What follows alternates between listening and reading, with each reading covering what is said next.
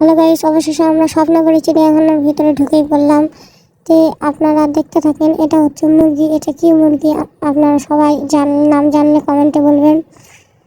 আমরা এখন ওইদিকে একটু দেখার চেষ্টা করি।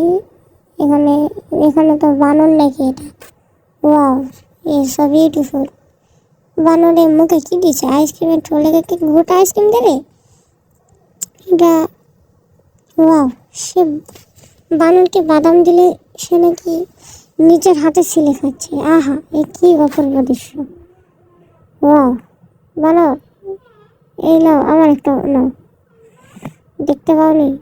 আবার দিচ্ছি, এই নিচে এবার খাও খাও। ওয়াও, মিষ্টি নাম বল বান্দর। বাদাম খেতে ভালো লাগে।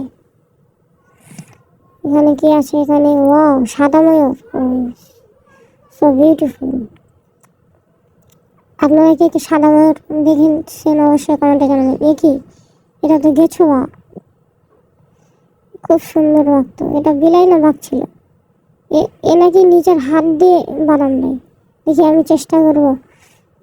এদিকে এদিকে তাকাও, এদিকে এনা বাদাম না, বাদাম।